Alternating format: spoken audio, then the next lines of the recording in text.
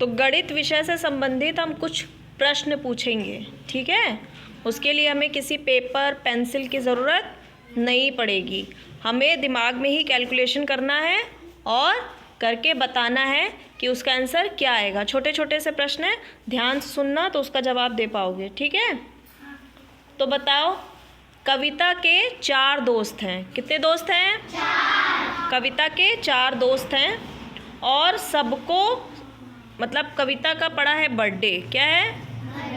Birthday है। तो उसके चारों दोस्त उसके घर पर आए हैं, ठीक। हर एक दोस्त को कविता ने 5 चॉकलेट दी। क्या दी? 5 चॉकलेट दी। यानी 4 दोस्त हैं और एक दोस्त को कितनी चॉकलेट मिली है? 5। तो बताओ चारों दोस्तों को कितनी चॉकलेट मिलेगी?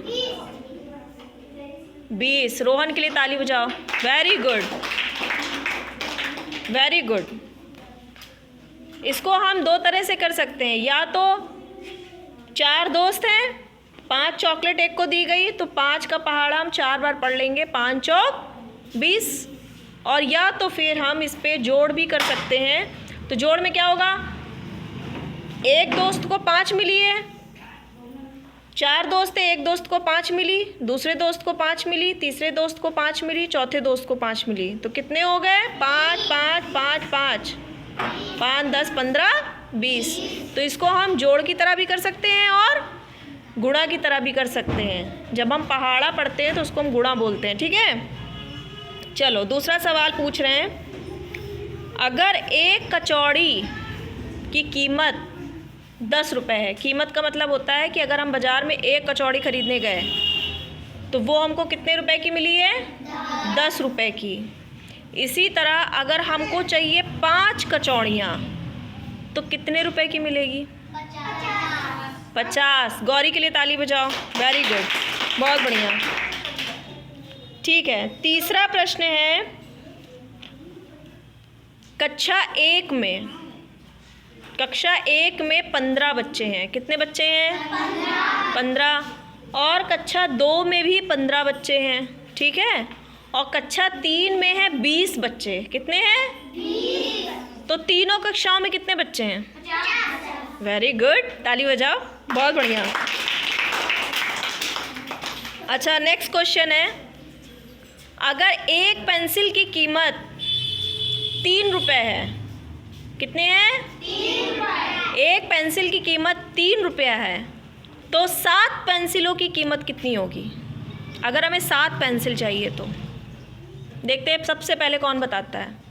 एक पेंसिल की कीमत 3, 21। गौरी के लिए ताली बजाओ। वेरी गुड, ठीक है। तो इसको हम क्या बोलते हैं? Mentally calculation. छोटी छोटी चीज़ों का मेंटली कैलकुलेशन। जब हम दुकान जाते हैं या बाज़ार जाते हैं तो हमारे पास जो पैसे होते हैं, है ना, 10 रुपये, 20 रुपये, 30 रुपये, 50 रुपये, जो भी होते हैं, उससे हम जब सामान खरीदते हैं तो क्या करते हैं? हिसाब लगाना पड़ता है ना।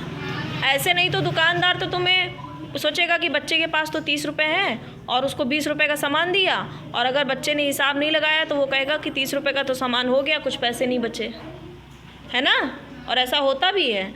जो बच्चे हिसाब नहीं कर पाते हैं, सही से रुपए पैसे का लेन देन और हिसाब नहीं कर पाते, उनके साथ यही होता है। दुकानदार पैसे रख लेता है, कहता है कुछ नहीं बचा।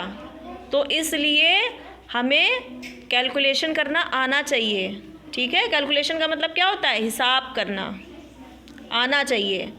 तो हम जोड़ के तभी तो बताएंगे कि हमारी चीज़, अगर मान लो दुकानदार ने कहा कि 30 रुपये तुमने उसको दिए और तुम्हारा सामान 20 रुपये का हुआ, उसने कहा पूरे हो गए, और तुमने कहा अरे हमने तो सामान भी, जब तुम कैलकुलेशन करोगे तो तुम्हारे क्या निकलेगा? 20 रुपये निकलेगा। तो तुम कह सकते हो ना दुकानदार से कि मेरे तो 10 रुपये बचे हैं, लाइए वापस करिए।